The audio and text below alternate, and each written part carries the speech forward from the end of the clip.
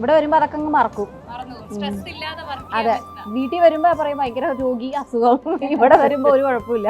അപ്പൊ അതിനുവേണ്ടി ഞാൻ ഇപ്പൊ പാസ്പോർട്ടിനും കൊടുത്തിട്ടുണ്ട്. എനിക്ക് വയസ്സായപ്പോഴാണ് എനിക്കൊരു ഭാഗ്യം വന്നതെന്ന് ഡിമാൻഡ് കൂടിയത്. ഞങ്ങളിപ്പോ പറഞ്ഞോണ്ടിരിക്കുന്ന മാളുവിനെ കെട്ടിച്ച് വിട്ടിട്ടേ ഞങ്ങൾ ഈ പ്രോഗ്രാം നിർത്തുള്ളൂ. 153 എപ്പിസോഡ്സ് ആയിട്ട് പ്രേക്ഷകരുടെ ഉള്ളിലേക്ക് രുചികളുടെ നിറക്കൂട്ട് പകരുന്ന ആർട്ടിക്കയോടൊപ്പമാണ് നമ്മൾ ഇന്നുള്ളത്. അപ്പോൾ ഇന്ന് നമ്മോടൊപ്പം ആർട്ടിക്കയുടെ എല്ലാമായ 3 പേരാണുള്ളത്. സരിത ചേച്ചി, നിങ്ങളുടെ എല്ലാവരുടെയും പ്രിയപ്പെട്ട മാളു, ഗോപിക, അതുപോലെ തന്നെ ശ്യാമളാമ്മ. അപ്പോൾ ഇന്ന് ഓണം വിശേഷം, ആർട്ടിക്കയുടെ 4ാമത്തെ ഓണം അല്ലേ ചേച്ചി? അപ്പം എങ്ങനെയുണ്ട് ഇതുവരെയുള്ള ഒരു ആർട്ടിക്കയുടെ യാത്ര എന്ന് പറയുന്നത്? ഞങ്ങൾ ശരിക്കും നല്ലൊരു ഫാമിലി ആയിട്ടാണ് മുന്നോട്ട് പോയിക്കൊണ്ടിരിക്കുന്നത്. പിന്നെ ഇവിടെ വരുമ്പോൾ ഒരു പ്രത്യേക ഒരു പോസിറ്റീവ് എനർജിയും ഹാപ്പിനെസ്സും അല്ലേ മാളു? അതെ അതെ. ആർട്ടിക്കയുടെ 4ാമത്തെ ഓണമാണ്. ഇപ്പം ചേച്ചിക്കാണെങ്കിൽ ഒരുപാട് സിനിമകളും ഒരുപാട് സീരിയലുകളും ഷെഡ്യൂളുകളും മാറി മാറി വരുന്നുണ്ട്. അപ്പൊ ഇതിന്റെ ഇടയെല്ലാം ട്രാവൽ ചെയ്ത് ഇങ്ങോട്ടേക്ക് വരുമ്പോൾ ഒരു പോസിറ്റിവിറ്റിയാണ് അല്ലേ? അതെ, തീർച്ചയായിട്ടും. ഇവിടെ വരുമ്പോ അതൊക്കെ അങ്ങ് മറക്കും. സ്ട്രെസ് ഇല്ലാതെ വർക്ക്. അതെ, വീട്ടിൽ വരുമ്പോ പറയും ഭയങ്കര രോഗി, അസുഖം. ഇവിടെ വരുമ്പോ ഒരു കുഴപ്പമില്ല. സ്ട്രെസ് ഇല്ലാതെ വർക്ക് ചെയ്ത് കാശ് കിട്ടും. അതെ. മാളുവിന്റെ കാര്യം പറയാനായിട്ടാണെങ്കിൽ മാളു കളരിയുടെ വലിയ ആളാണ്. നാഷണൽ ലെവൽ ചാമ്പ്യൻ ആണ്. 1-2 പ്രാവശ്യം എത്ര പ്രാവശ്യം കിട്ടിയിട്ടുണ്ട് മാളു? 4 തവണ കിട്ടിയിട്ടുണ്ട്. ഞങ്ങളിപ്പോ പറഞ്ഞോണ്ടിരിക്കുന്ന മാളുവിനെ കെട്ടിച്ച് വിട്ടിട്ടേ ഞങ്ങൾ ഈ പ്രോഗ്രാം നിർത്തുള്ളൂ. പ്രോഗ്രാം നിർത്താൻ ഉദ്ദേശിക്കുന്നുണ്ടോ? ഇല്ല. പ്രേക്ഷകർ തീരുമാനിക്കണം നിർത്തണോ വേണ്ടതെന്ന്. നിങ്ങൾ തീരുമാനിച്ചെങ്കിൽ മാത്രമേ ഞങ്ങൾ നിർത്തുള്ളൂ. തുടങ്ങുന്ന ടൈമിൽ ചേച്ചി പറയുമായിരുന്നു എന്റെ കല്യാണം ഇവിടെ വെച്ച് നടത്തണം, നമ്മളെല്ലാം എതിർക്കുമായിരുന്നു. പക്ഷെ ഇപ്പൊ 4ാമത്തെ ഓണം എത്തി നമ്മൾ റിയലൈസ് ചെയ്തപ്പോ എനിക്ക് തോന്നുന്നുണ്ട് അത് നടക്കും. പിന്നെ നമുക്ക് പറയാനുള്ളത് ശ്യാമളാമ്മയെ കുറിച്ചാണ്. ശ്യാമളാമ്മയുടെ ഇങ്ങോട്ടുള്ള യാത്ര എങ്ങനെയായിരുന്നു?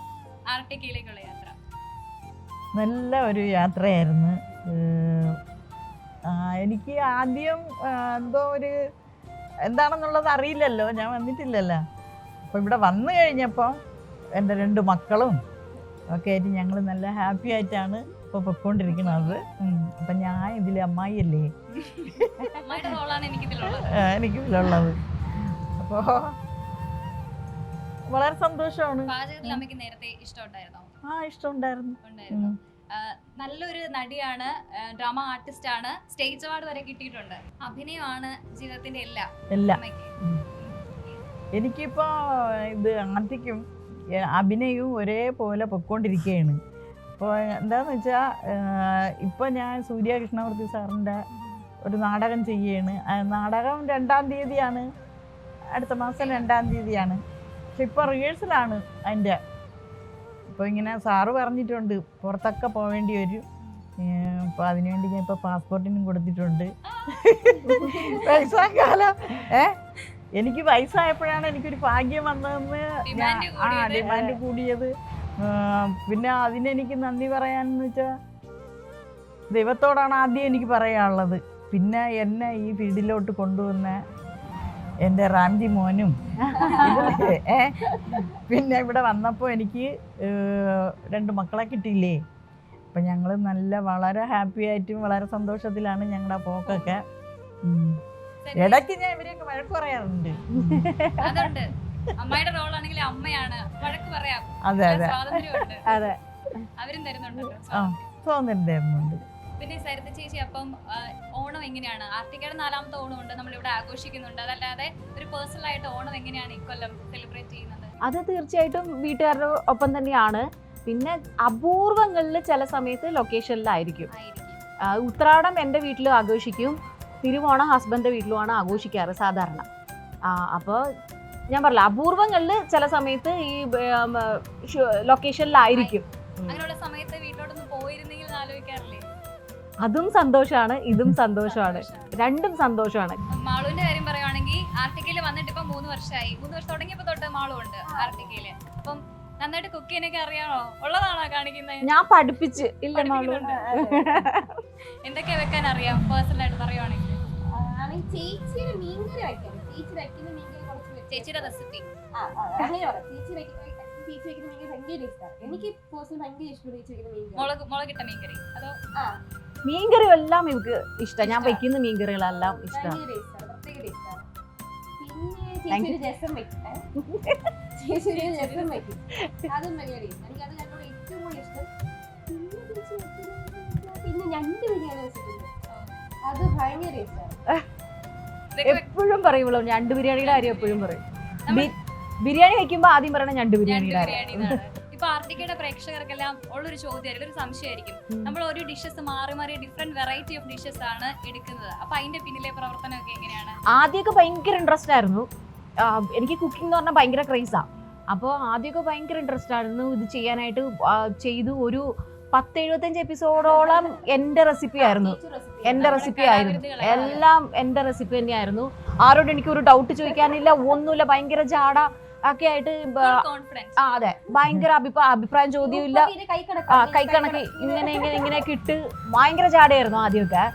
ഒരു 75 കഴിഞ്ഞപ്പോ എന്റെ റെസിപ്പിക്ക് അങ്ങ് തീരാൻ തുടങ്ങി, വലിച്ചു തുടങ്ങി. ഭയങ്കര ബുദ്ധിമുട്ടായി പിന്നെ റെസിപ്പിക്ക്. പിന്നെ ഓരോരുത്തരോട് ഞാൻ ചോദിക്കാറുണ്ട്. പിന്നെ നമ്മുടെ പ്രൊഡ്യൂസറിനോടും ഡയറക്ടറിനോടൊക്കെ ചോദിക്കാം. രണ്ടുപേരും ഒരാളുണ്ട്, സോറി. അപ്പോൾ പുള്ളിനോട് ചോദിക്കും, അങ്ങനെ ഡിസ്കസ് ചെയ്തും. അമ്മായിനോട് ചോദിക്കും വല്ല വെറൈറ്റി ഉണ്ടോയെന്ന് ചോദിക്കും. അപ്പോൾ അമ്മായി നാടൻ സംഭവങ്ങൾ കുറേ ചെയ്തിട്ടുണ്ട്. അങ്ങനെ ഇപ്പോൾ ഒട്ടുമിക്കരോട് ഞാൻ ചോദിക്കാറുണ്ട്, നിങ്ങൾക്ക് അറിയുന്ന റെസിപ്പി എനിക്ക് വെറൈറ്റി പറഞ്ഞു തരണേന്ന് പറയാറുണ്ട്.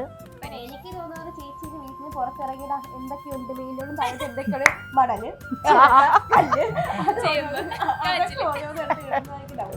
ശ്യാമളമ്മയുടെ സ്പെഷ്യൽ അപ്പൊ എന്തൊക്കെയാ? ഓണത്തിന് സദ്യയല്ലേ വീട്ടില്? സദ്യ. അപ്പൊ ഓണത്തിന് എന്തൊക്കെയായിരിക്കും പ്രിപ്പയർ ചെയ്യുന്നത്, ഉണ്ടാക്കുന്നത്? ഓണത്തിന് ഞാനൊരു അടപ്രഥമൻ ഉണ്ടാക്കും. പിന്നെ പച്ചക്കറി എല്ലാം, അവിയൽ, തോരൻ, സാമ്പാർ, പുളിശ്ശേരി, പരിപ്പ്, പപ്പടം, അങ്ങനെയൊക്കെയുള്ള. അത് നമ്മൾ പണ്ടത്തെ ആളല്ലേ, അപ്പൊ അത് കാരണം അതിലെല്ലാം എക്സ്പേർട്ടാ. പുതിയ കാര്യത്തിലെല്ലാം സരിത ചേച്ചി, പഴയ എന്ത് ചോദിച്ചാലും ശ്യാമളാമ്മയുണ്ട്. അങ്ങനെ ഈ ചാനൽ മുന്നോട്ട് പോകുന്നു. അതെ അതെ. അപ്പൊ ഈ ഓരോ പുതിയ ഡിഷസ് സരിത ചേച്ചി ഇപ്പം ചെയ്യുമ്പോഴും എങ്ങനെയാ അതിലേക്ക് പറഞ്ഞു കൊടുക്കുന്നത്? നമ്മുടെ ഒരു കാര്യം പൊടിക്കൈ പറഞ്ഞു കൊടുക്കണമല്ലോ, അപ്പൊ അങ്ങനെയൊക്കെ ചെയ്യാറുണ്ടോ? അതിനു വേണ്ടി പ്രത്യേകിച്ച് എന്റെ പൊടിക്കൈയൊന്നും ആവശ്യമില്ല, അത് മോളി തന്നെ ചെയ്തോളൂ. ഞാൻ ഈ പഴയ ഓരോ വെറൈറ്റി ഒക്കെയാണ് ചെയ്തത്.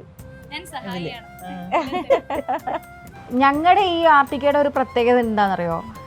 ഓണം വന്നാലും വിഷു വന്നു കഴിഞ്ഞാലും എന്ത് ആഘോഷങ്ങൾ വന്നു കഴിഞ്ഞാലും നോൺ വിട്ടൊരു കളിയില്ല. അത് ഞങ്ങൾ വെച്ചിരിക്കും. അതാണ് നമ്മുടെ പ്രത്യേകത, അല്ലേ?